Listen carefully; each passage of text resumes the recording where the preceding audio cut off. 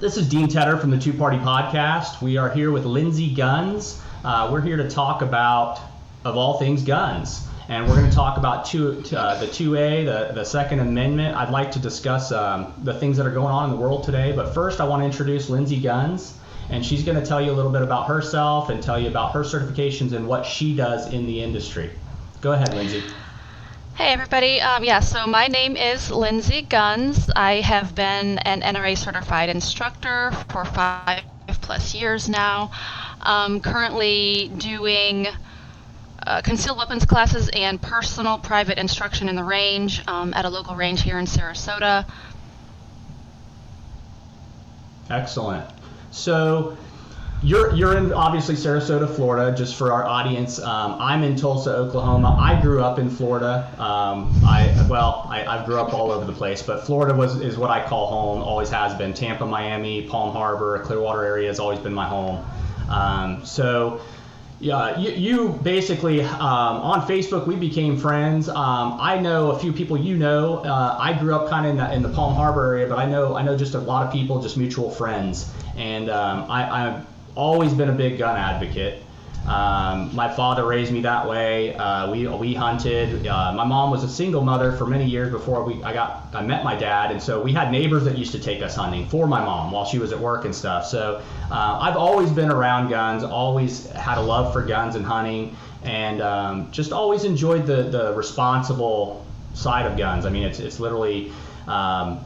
It's a little different these days, I guess, because it seems like we hear more in the media about the bad side of guns more than we do really the good side. Right. I totally agree with you. I think that a lot of people out there that are unfamiliar with guns, that did not grow up the way you and I both did, don't understand what the gun culture, the gun community is actually all about. It is not the way they portray it in the media whatsoever. We are a tight, close-knit community. Anybody would do anything for anyone. You're at the range. Hey man, what are you shooting there? Oh, would you like to try and shoot it? You know, I personally went down and delivered some ammo to a client of mine because she couldn't get to the shop to pick it up. You know, it's everybody, patting each other's back, really. Yeah, and that's how it's always been. I mean, you go out. I don't know. I just remember growing up hunting, and you'd meet with a bunch of guys out in the woods. Everybody put on their vests. Everybody get out there, make sure they're safe, make sure their guns are good and clean and ready. And we'd have a plan, and there was always a plan. There was always a safe. First came safety. Everybody make sure you got all your safety gear on. Make sure you have your guns on safety. Make sure you're not just stumbling through the woods with your finger on the trigger, kind of, so to speak. I think it's just important that.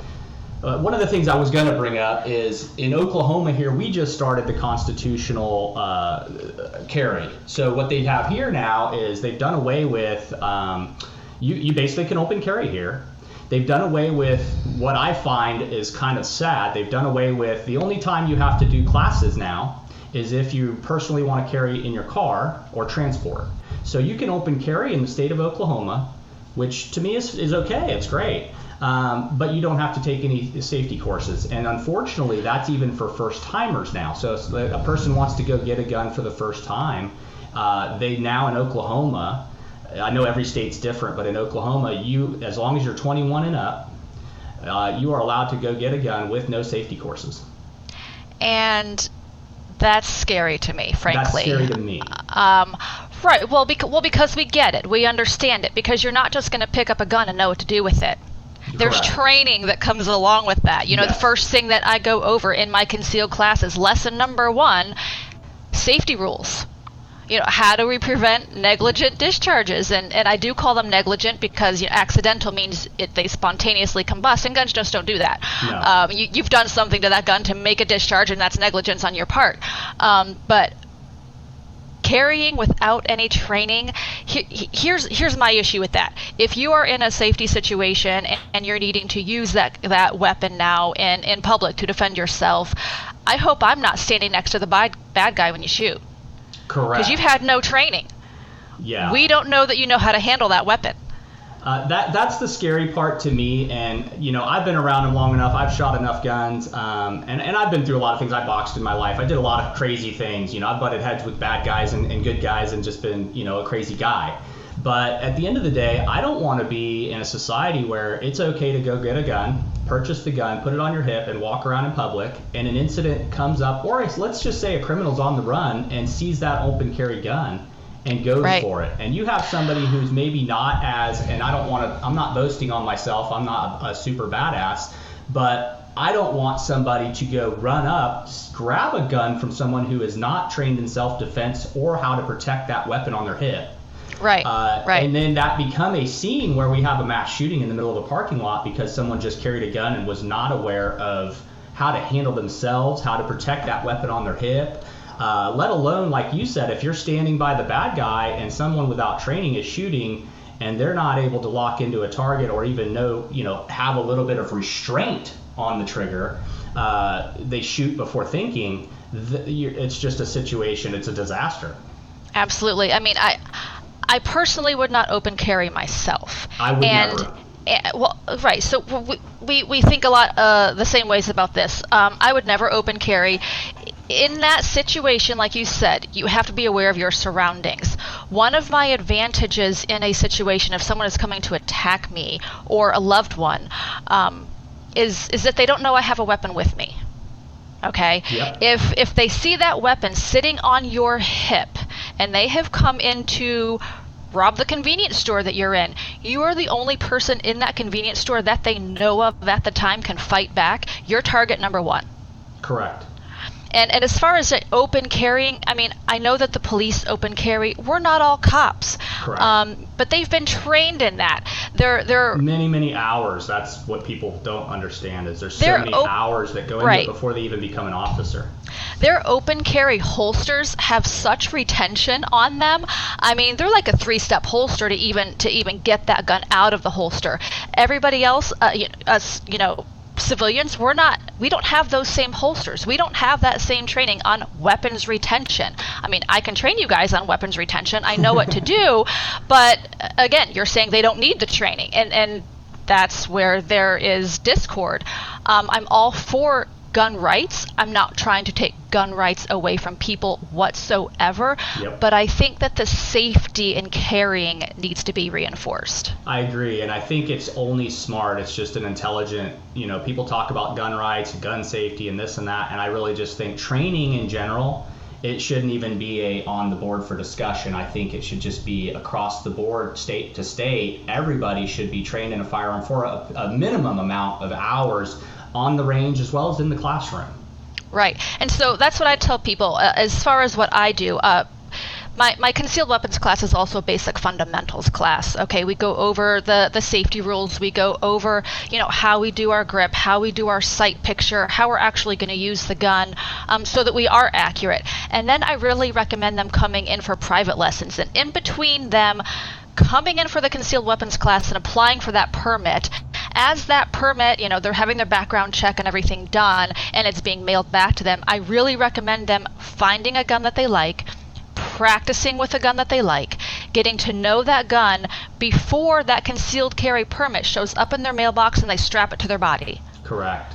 I would agree. And that's just common sense. It's not so common anymore, though. It's not, across the board, we have a lack of common sense in our society today, in this day and age. It is absurd.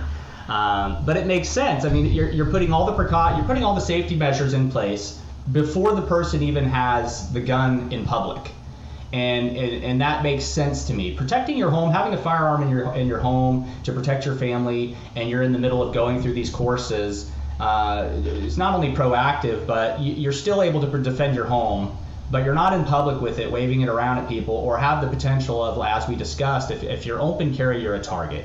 For the police, they hear a gunshot, they run to the scene. For a criminal, when they see a gun or a weapon, they run to the weapon. Right. And so if it's an unarmed individual who's on the run, he's going to run and grab that gun, or he's going to grab that knife, or whatever the weapon may be he can get to defend himself in a situation. And to me, it makes sense that you get your courses done, get your concealed weapon. Don't be carrying it around beforehand. Don't be keeping it in the glove box. If your training's not complete, or it's like anything in life. Are you going to go play pro football and not have a lick a day of practice in football? No, you're not.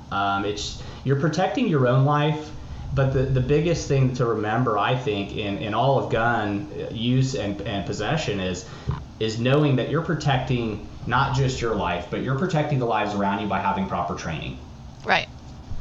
And right. I'm pretty strong. I feel pretty strong about that, and always have. When they announced the constitutional carry here, I was like, wow. And this is such a pro-gun state. I mean, I can go literally to Walmart and you can see dudes with the bulges in the shirt, and you can see guys with it on the hip. This is a pro-gun state. Of all the states in the United States, this is a crazy pro-gun. When I moved here, I was like, wow, everybody just walking around in the open. It's Wild Wild West. But I'll tell you, you got guys that'll walk right up to you, have a full conversation, and I know guys that literally forget they even have the gun on them. Right. They literally will be having a conversation, going about their business, and literally have that gun in their hip under their shirt, and that you would never even know. And they don't even. Sometimes they're like, "What did I do with my? Oh, there it is." They just don't even. It's not a thing.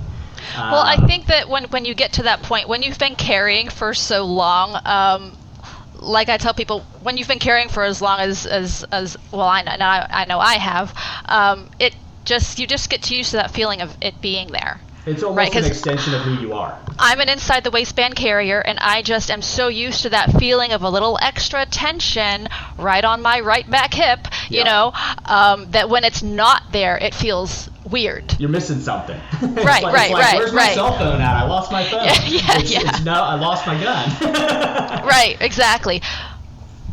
So the other things I wanted to discuss while I have you here is I'd like to have some of your opinions on some of the things going on in the world. So we've got, number one, let's start with this Kyle Rittenhouse, the very, very crazy that everybody's blowing up in the media about this kid who is out in the street defending himself and his life. Yes. No matter what, I've seen the video of what happened, how it all started, from what we know.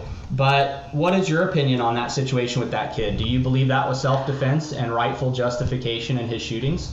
I absolutely believe it was self-defense. In the law, it states that you are justified in using deadly force if you reasonably believe that your life is in danger. He was one kid. Yep. He was on the ground. He was being beaten. Anybody else in that situation would feel that their life was at danger. Tell me how it's not self-defense. Yeah, and I would agree with that. And I don't know, even I understand that the kid he was part of a teenage police training type thing, from what I've looked into. So he's had a little bit of training, obviously. He's very familiar with that gun. He did a great job handling himself with the gun in the midst of that chaos. Yep. That being said, there again gives a good check mark for gun training. Yep. Here's a kid that young that was able to handle himself in a crowd of, who knows, 100 at least people in a street protesting or fighting, and him in the midst of being the target, and he walked away. Right. And the funny thing is all of us people that have had the training and in the gun community, we know he's had training because that finger is off the trigger. Yes. We know what to look for. Well, and that's funny too. There was a photo somebody posted on Facebook of a black gentleman and his family, and it says, "Do you have a problem with this picture?" And they're all carrying guns. He's holding the toddler in his hand, and I'm like, why doesn't the toddler have a Nerf gun at least? Right. If you looked at the picture, the youngest or the middle youngest, his fingers perfect. Got it off the trigger in the picture. The dad's the same way, holding the toddler, and I'm like, well, that's great. That's a great picture. I don't see anything wrong with it, other than the kid needed a Nerf gun. Right. Just for fun. I mean, he's part of the family too, right? So. Correct. And hey, if he could get the cat or something, I don't know. So I'm looking at. So we've talked a little bit about the self-defense. I mean, in my opinion, if you're in any way there's a threat to your life, in my personal opinion, you have the right to defend yourself in any way, shape, or form. And I consider that. I've been in situations. I didn't grow up on the nicest side of the tracks sometimes, and I grew up in Miami. I worked down in Miami in Little Haiti, some of the bad areas where the police would tell you, if you're over the tracks past daylight, we're not coming to get you, and you just knew. That was back in the 90s when I worked down there, and it was just, I grew up on the streets of Tampa. My dad lived in Tampa. I used to walk those streets at night. See some of the craziest things. I've seen people die in those streets. I've seen people get shot right there in front of me. I've been in instances where me and several friends just leaving a club one day, 5-6 guys jump us, one with a pistol pointed at my friend's head. That didn't fire. He grabbed the gun, walked away. All of them kind of scattered as he grabbed the gun from the kid, but it didn't fire. He got lucky. But I feel, in my personal opinion, self-defense is probably, you hear about it, but it's probably one of the most underrated law or conviction things there could possibly be. I feel a lot of people that do defend themselves end up in more trouble than what they deserve. I hate to say that, lack of a better term, and then I also feel that there's, Florida has stand your ground. I mean, that stand your ground's become a very, very scary situation every time you have a stand your ground. Right. How do you feel on that? So in Stand Your Ground, so Florida does not technically have a law that is called Stand Your Ground. The law is called the Justifiable Use of Force Law. Okay. And what it states is that we do not have a duty to retreat from any given unsafe situation. Some states are retreat states in which you are responsible for retreating away from that situation as much as you possibly can before you are justified in using force. So standing your ground is a little bit different verbiage than no duty to retreat. Makes right? sense. But people have come to call it the same thing. It's just saying you don't have a responsibility to retreat, which stand your ground, I guess they've come to call it the same thing. Right. I'm 100% for self-defense and, if you will, stand your ground. That's the whole reason I do what I do. I feel like when I teach my classes, it's a social service. Each one of those students, I feel like, is better equipped to keep themselves safe and their families safe when they leave my classroom. And that makes and sense. That's why I do what I do, because I believe so strongly in it. I first started shooting, 10 plus years ago because I was a single mom of 2 kids. I'm 5'3" and a half. Right. What am I going to do to protect my children in our home if somebody breaks in? Yeah. So I started shooting. And I just fell in love with it and became a very strong advocate for self-defense. Yeah. Well, that makes sense. I'm going to stop real quick.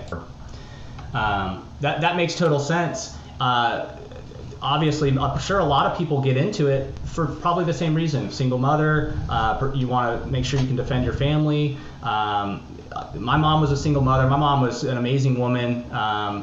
She was a first woman volunteer firefighter in Veneta, Oregon. She taught EMT 1, 2, 3, I think all the way up to 4. Put herself through school, worked emergency room, taught at the Lane Community College. My mom she wore every hat she could wear as a single mother. And there's one thing my mom always carried, and my mom knew how to use well, was a weapon. She always had a gun. And my dad. Going back a little backstory, my dad was a very abusive man. My mom had suffered abuse from him in front of us children. We had a pretty rough childhood. We witnessed a lot of horrific things, including murders. But my mother, the one thing about my mother, my father, who feared nobody, was scared of my mother. And my mother could hit a dime at a pretty good distance with a .38 revolver. Nice. And I mean, it was she'd do it. Sometimes people would just come over to the house and she'd do it just to do it and show everybody, look at this. And pretty amazing shot with a .38 snub nose. That's impressive.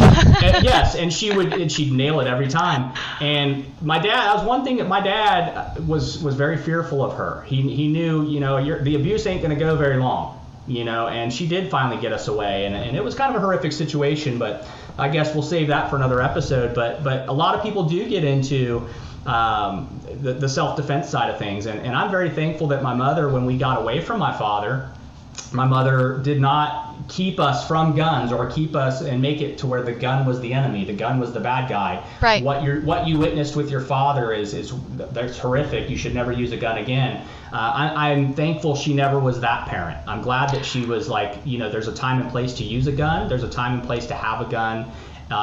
First and foremost, you don't just carry a gun to carry a gun. And somebody brought up a good point to me a while back, many years ago, was when you have the intent to carry a weapon, and this isn't for everybody, but when you have the intent to carry a weapon, you see guys that carry a knife on their side, you see guys that carry guns, but most of the time, some people aren't wired right. And sometimes carrying a weapon puts you in a position where you most likely are going to have to use it. Right. And some people aren't always ready to use it. And some people are and are looking for a reason. Yeah. And how do you feel on that? I mean, I think that me carrying a weapon, you've got to be able to show self-restraint. Correct. You have to have some self-control. You cannot just be out there like some crazy vigilante, thinking every moment is an opportunity to whip your gun out. I agree. It kind of reminds me of a situation. I had a private lesson with a woman, and we were shooting, and she started crying in the middle of our lesson. And so, put the gun down. Right. Let's put the gun down. When emotions are coming in, we got to stop. Right. What's going on here? And she shared a story with me that she had actually been raped. Okay. God bless her. And she was raised, though, like you were saying, your mom raised you knowing what guns were all about, and they were for people to use and to be safe. She was raised in a state and in a culture where she was always taught that guns were bad. Right. Guns hurt people. Only bad people have guns. Yep. But she had been raped, and she never wanted to go through that experience again. So here she was learning to shoot, and she was warring within herself, they're bad, but I don't want this to happen to me again. And so that was the reason for the tears.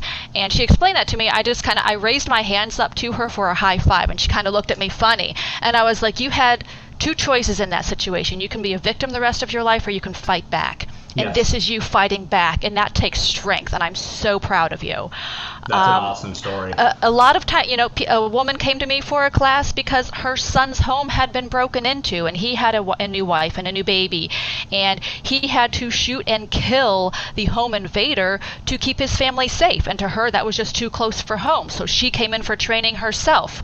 All of these stories, and I'm glad to be of service to these people, especially. And this was a while ago, especially in today's the climate of today is just awful. We have a heated climate in our society right now. You have people wearing a blue line shirt getting shot, getting killed because they're wearing a blue line shirt walking down the street. Yeah, I have a real hard time with, and I'm pro law enforcement. There was a day and age when I was getting in trouble as a young kid that I'd probably not have said that statement. But I'll be honest, even then, when I would get in trouble, I was the first person that would have my hands up. If I was in a crowd of people. If the officers came up and we were being arrested, I complied. I did what I was asked to do. And the funny thing is, a lot of people ask me about that, and you're white privilege, this, that, and the other. Well, no, it boiled down to my father, who was a murderer.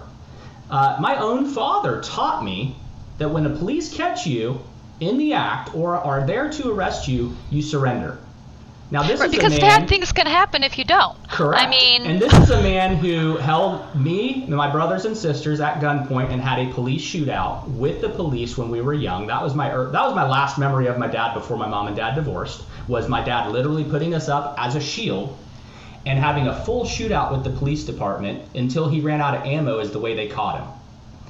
And that's my last memories of seeing my dad before they divorced and they took him into custody. My father also murdered people. I witnessed a few as a kid. And these are just crazy instances where our society will murder someone over a t-shirt. They will murder someone over what a cause, their belief or their saying. If you say all lives matter, you can be shot. We live in a society that it is so crazy, and I look back at some of the things I've lived through, and it's like my dad still, as a criminal, doing the things, he wasn't just a thief, he wasn't just breaking in houses. My dad was a murderer, and he was willing to go out in a blaze of glory with his children, but he still taught us, in that weird criminal crazy behavior and mentality that he had, that if the police catch you, you comply. You right. Cuff up, you go to jail. And then my dad was he went to law school. He was a very smart man. He said, and when you go to court and you get in trouble and the judge sentences you, you do your time. Right. Crazy. I mean, so you would even never as a think. criminal, he had respect for the position. He had the respect for the authority. Correct. Right? Yep. I mean, and you don't have that nowadays. And here's what I posted on my Facebook just recently. I mean, if people want to follow me, I'm at Lindsey Guns on Facebook, my instructor page, and a lot of good topics on there as well. No matter the color of your skin, if you are being told to do something by the police and you don't do it, bad things are going to happen. Every time. I mean, just recently, and the article that I posted along with that caption was a white man recently being also shot to death by police, but no one has heard about it. Yep.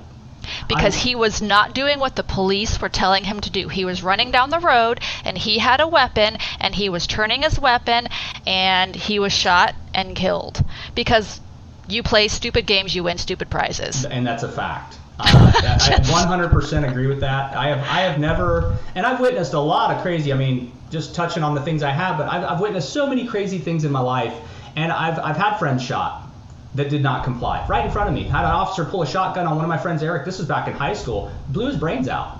Right there on the spot because Eric reached for a gun. His family asking us questions afterwards. It was just insane. And he was one of my best friends, and I witnessed it, I saw it, and after the fact, and all these years later, I reflect on it, and it's like, all he had to do was not reach for the gun. All he had to do, when the officer had him like this with his hands up, all he had to do is keep his hands up. But the second he dropped that arm, the officer didn't know if he was going to reach for the gun to throw it or if he was going to reach to shoot him. And It was a justified, even his family, his father at one point, when it went to court and it was all heard in the hearings and I came in as a witness, his father went up and hugged the police officer and told him he doesn't need to live with that guilt. Right. That he killed his son. His son was doing bad things. And he said that right there in the hearings. It just insane. It just really it touches on what the culture we're living in now, where you have all these defund the police, and I'm sorry, law enforcement is there, and as far as I'm concerned, law enforcement will stay. No matter how radical and crazy people get, we need law enforcement. Yes, we do, because anarchy will happen if we do not have some sense of decorum. If law enforcement is not there, people are going to run amok. I mean, that's what keeps people from doing some of the things that they would otherwise do. And you know what? You may be all for, defunding the police until you are a victim. Correct. And then you're going to wish they had been there. And guess what? It's too late by then. Well, and it's you're going to wish they were there. And then it's I look too as like my mother's elderly. I mean, I look at you got people that need the police, and us younger people living our lives, owning our businesses and working each day that are busy, and we do have our mothers and fathers that are doing their thing at home or in retirement homes. I mean, they're susceptible to be victims more than anybody because they are vulnerable to it. Yes, and they for are. us to say, let's defund the police and leave my mother vulnerable to a break-in and a shooting, that's crazy talk. Yeah, it doesn't sit okay with you. The elderly need the police more than anything. As well as many others, but it's just insane when I hear the defund the police thing, which I don't think ever in our lifetime we'll ever see anything like that, because I think it's just retarded, for lack of a better term. It's retarded. It really is. So let's go into some other things. What is a good? This is just something I wanted your opinion on. What's a good weapon to carry? Okay, so isn't that such an open-ended question? Of course, people everybody's had their preference. Once they become a gun owner, they always find what their preference is. But what's one that you favor? So my personal so I can answer for myself. My personal carry is a Glock 42. Okay. And why do you carry that? It is a 380. It's a Glock. It's single stack, which means it's thinner. It's easier for my 5'3.5" frame to carry. Okay. I do recommend that people always carry on their person. Women don't carry in your purses. The heaviest thing in your purse is going to be that firearm, and it's going to find itself all the way at the bottom of your purse. And by the time you reach it, it's going to be too late in that situation. Statistically speaking, if you have to use a firearm of defense out in public, you're working with 3 to 5 feet of distance. You're not going to get to that gun in time. Right. And a short period of time frame that you have to react. Oh, well, tell me how fast somebody can be on top of you in 3 to 5 feet. Seconds. Not even a seconds. Second. Yeah, an initial lunge in 5 feet, somebody can be on top of you. A snap of the fingers. Yeah. I mean, and they're there. As far as what guns to carry, I always tell people that there are certain brands I would go with as opposed to brands to stay away from. And that for me really just has to do with reliability. Yes, because you want your gun to be reliable. Every time you pull that trigger, you want it to shoot. Yes. Right? Yes. And so you do get what you pay for. If you can't afford a reliable gun, save up for a little bit longer and get that reliable gun. Buy once so you don't have to, get rid of the one you got initially because it doesn't work. Right. The gun for you is going to be the gun that fits you. The gun that feels comfortable in your hands. Yeah. Because you're not going to carry it if it's too big and too bulky. It's going to stay at home, and at that point, that's your home defense gun, which is fine. But your home defense gun really should have about the largest capacity that your hands can comfortably manage in a firearm. Again, statistics just tell us that if somebody breaks into your house, you've got 3 people to deal with, not just one. Mm-hmm. So you want that home defense gun to have that larger capacity.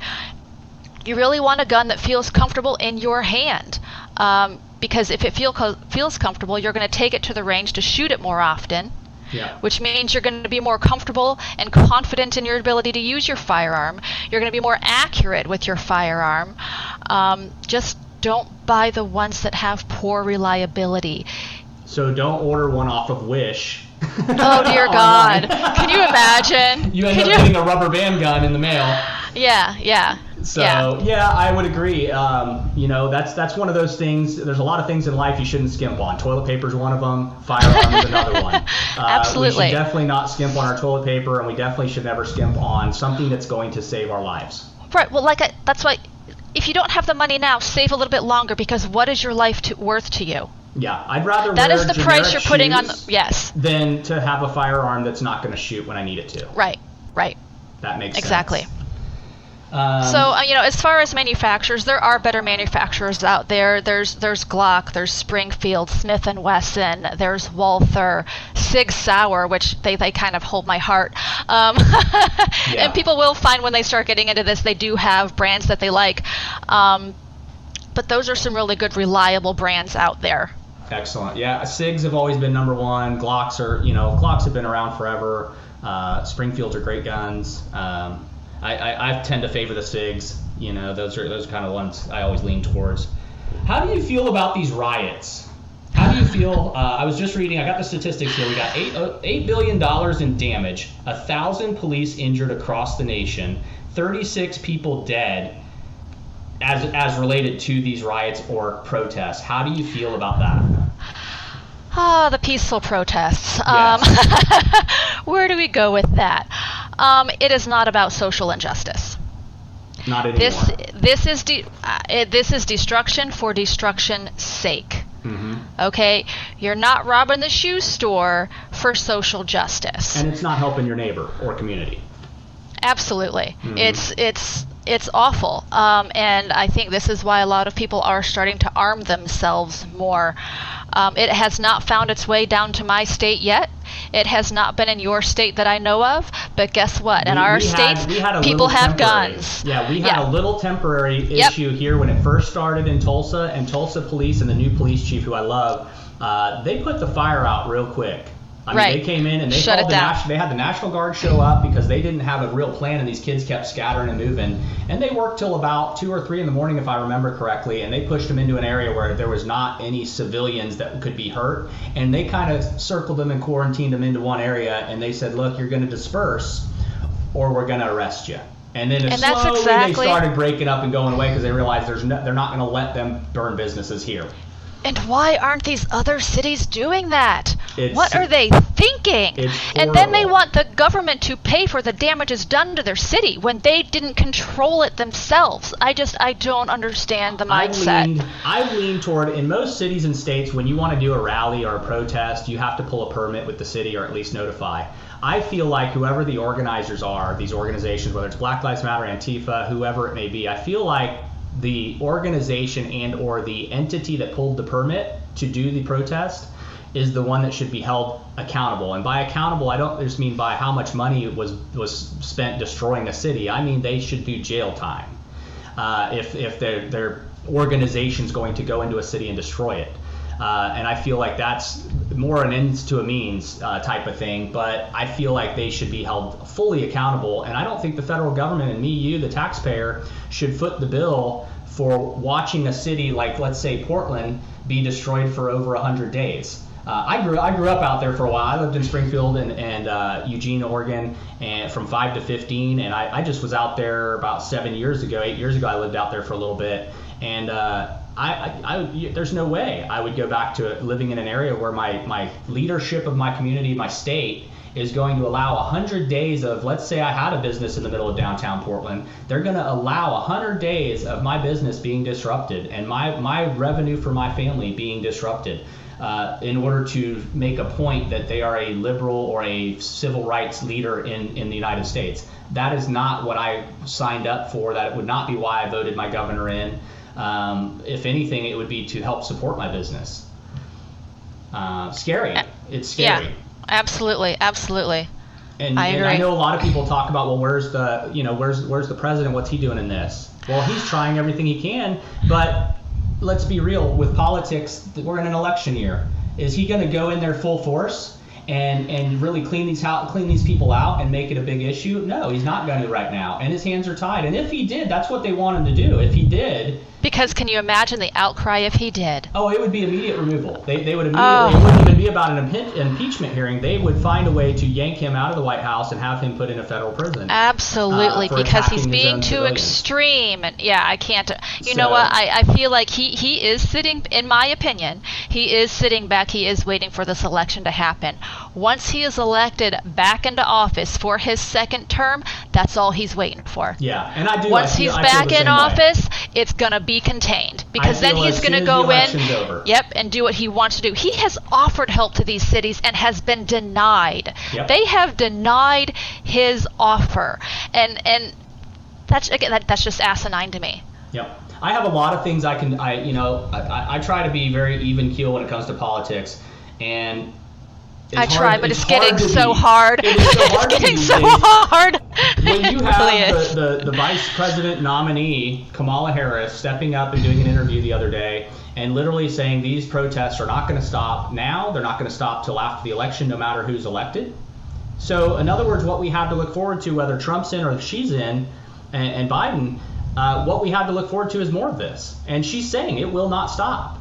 And so, at that point, I have to step back no matter what side of the aisle I'm on, and I have to say, this president's really done good for us in this administration. He really has. Now, there's some things, the main things I would love to see is healthcare change. I'd love to see some sort of serious healthcare reform go on, and then I would be able to say Trump's done it all.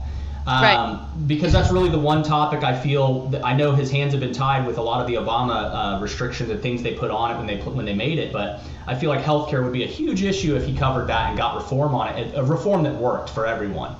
But that being put aside, how am I supposed to go along with a presidency of someone who's saying they're okay with, and it is okay after the election when they're elected, to allow the violence to continue? And that's coming from our leader. I mean, that's coming from the vice president's seat. That would be horrible. Yeah, coming from a vice presidential nominee, and I essentially feel like she has threatened us. And I feel the same way. They are going to continue, just so you know. I was recently threatened myself and lost my employment. So if anybody knows of any employers out there hiring, not as firearms instructor, but my day job, the one that actually pays the bills. Yeah. I was threatened on Facebook. Because of the cancel culture is what happened to you. You have people that... Go ahead and tell that story. I posted a meme on my Facebook page, and someone got a hold of this meme and shared it with their friends. So this group of about 8 people started messaging me nasty things. They threatened me once they started their threats, I blocked them from my Facebook account. Right. Then they went and found my Lindsey Gunn's Instagram account and started threatening me there.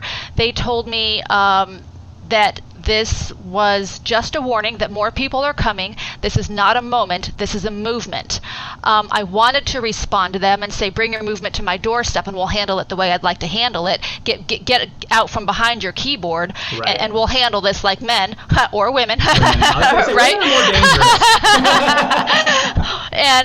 But I didn't even give him the time of day. I just blocked him.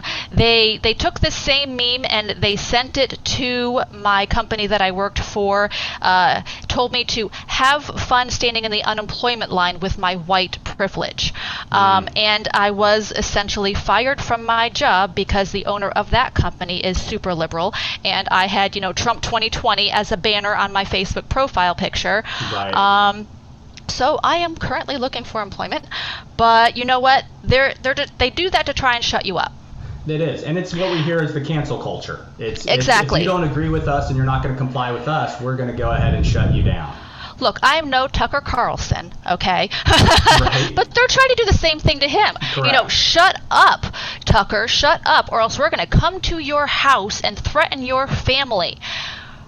Who are these people? I mean, what is wrong with you that you would do that? Because we have a different viewpoint. And you know what? They are supposedly the tolerant left. Yeah. They are so tolerant. You hear that tolerant all the time, and I'm sorry, if you're a tolerant person, you would remain at home, and if you have an issue that you need to change in society, you would step up in a court of law to start legally handling that situation.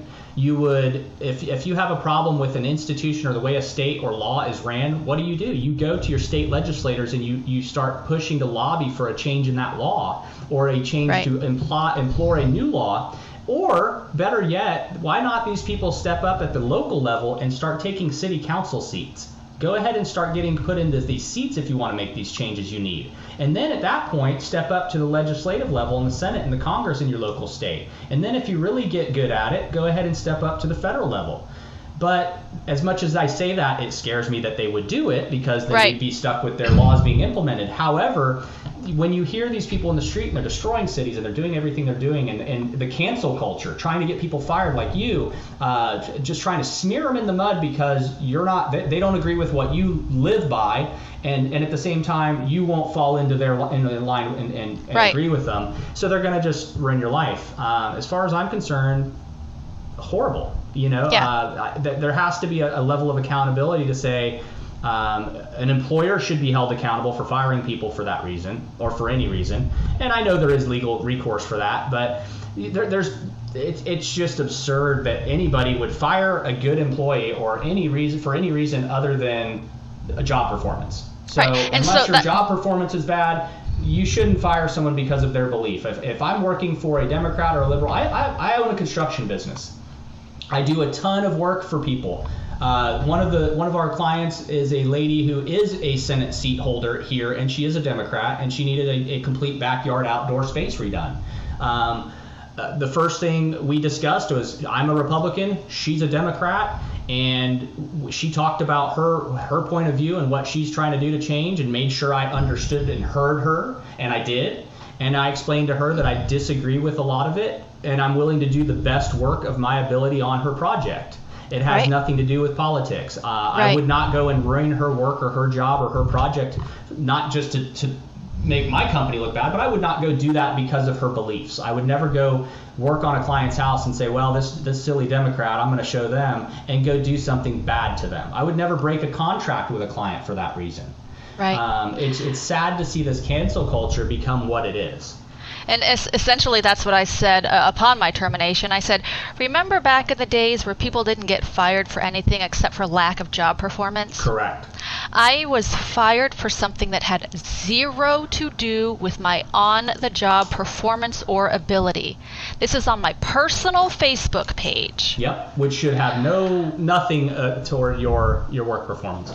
Right, absolutely. It has nothing to do with it. They told me that the reason for firing me was they have a zero tolerance policy on racism. That's why they were justified in my termination. I said, where is my racism been displayed in this company? On top of that, the meme that I posted was of Kyle, and I said, it was a white kid that shot white people. Where is the racism? Yeah. And it's funny that the media, it's funny that the media has not spun that, because you really can't. You can't spin that into being a racist thing, because he was just defending his life, and the people that were attacking him weren't necessarily black or any other color. Right. And the ones that were they were smart enough to stay away from a guy with a firearm. The ones that got close was a kid with a handgun who got himself shot, and a guy that thought a skateboard would beat the gun. And unfortunately, in all the cases that happened in that, very unfortunate for their families, but it didn't pan out well. And it usually never does when you have a firearm against a skateboard or a firearm against a man with a pistol. That's another thing that's always been on my mind is you see criminals, or you see the questions I asked in that instance was, first off, I wanted to know why Kyle had a gun. And I looked at it and I researched it and I checked out and found out why he had a gun. He was trying to protect himself and while they were cleaning and doing things in the city, and he was also there to kind of help protect the businesses, is what he said. And there's a video of that. What my second question was, the guy that got shot in the arm, what was his reason for carrying a pistol?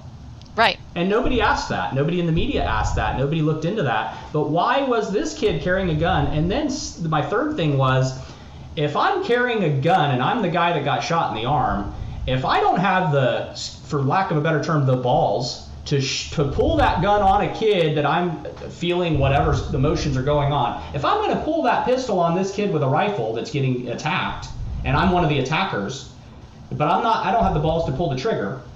Right. Why in the hell am I there with a pistol in the first place? Well, why was he there with a pistol in the first place? I mean, I know in Florida, because I teach the class, I teach the laws. You are not allowed to carry a gun in a place of nuisance. Yeah. Okay. And essentially, a place of nuisance, legally speaking, is any place or group engaged in criminal or gang-related activity. Mm-hmm. Well, that riot, that peaceful protest, was a place of nuisance. Yeah. Legally, that guy should not have been carrying a firearm. Period. Yeah, and I think in this state they have similar. I don't know to that degree as far as like the nuisance level of it, but I know in this state, if that were to occur in this state, I think what we would see is charges on the level of that kid with the pistol having a firearm in the commission of a felony is a big law here. So in other words, the act that he had, assaulting or even attempting to put someone in the fear for their life with that pistol, would have put him in a felony position with a firearm committing it, and therefore he would be looking at felony charges. And that's kind of the laws that I see more in the news here in this state. And also, you're not allowed to carry firearms when you're drinking here, even having it in your glove box, and you going to a bar, having a beer, and then hopping in your car, or being in possession of it on your person, whether you drank a beer or not, is completely, that can lead first time misdemeanor, second time felony. That is one of the big things too that I think he'd be looking at here. And I think it would be safe to say that a lot of that crowd that was going on there probably weren't all sober. Right. Well, they probably weren't all sober. And you know what? I saw a meme that said, what are the chances that the 3 people Kyle shot have a criminal history? Well, here's the thing. When you're participating in criminal behavior such as they were, most likely it's not your first time. Yep. Correct. I mean, so what are the chances? I'd say the chances are pretty high. Pretty high, yeah. Yeah, for sure. Well, I'm going to go ahead and start wrapping this up. I do want you to go ahead and give us a mention on your Facebook site. Give us the name of that. Go ahead and give us a quick plug on exactly where we can reach you. People in your area that hear this, I want them to be able to reach out to you if they need to do classes, and a place where they can reach out to you on your Facebook. Well, I appreciate the opportunity to give a little plug like that. I can be found on Facebook at Lindsey Guns. Currently, my concealed weapons classes are held at High Noon Gun Range on Bee Ridge Road in Sarasota. They are every Saturday at 1 p.m. I am actually currently I've just been approached to start a women's shooting league, which we have over 10 women interested in that, and we are kind of firming up what those classes would look like, when they would take place, and we are deciding on a name for ourselves. I also do the private lessons. I kind of schedule those on a case-by-case basis, but most of that information can be found on my Facebook page, Lindsey Guns. Excellent, excellent. So what I'm going to do is at the end of this, I'm going to go ahead and get this through editing, and I'm going to go ahead and put those links on my website. And I'm going to put those links on everywhere where we tag this video, tag this audio on the podcast. I'm going to go ahead and tag the links to your Facebook page, and that way people can find you easier that way too. I appreciate it very much. No problem. And I hope to do this again. Maybe we can do this more regularly, and when topics come up or things come up or we have questions or audience calls us with other questions on guns, maybe we can do this in the future. Maybe on whether it be a bi-weekly or monthly basis, we can talk guns. Hey, I'm all for it. I like that. You know how to get a hold of me, so. Perfect. Awesome. Well, you have a great day. Thank you very much. Thank you.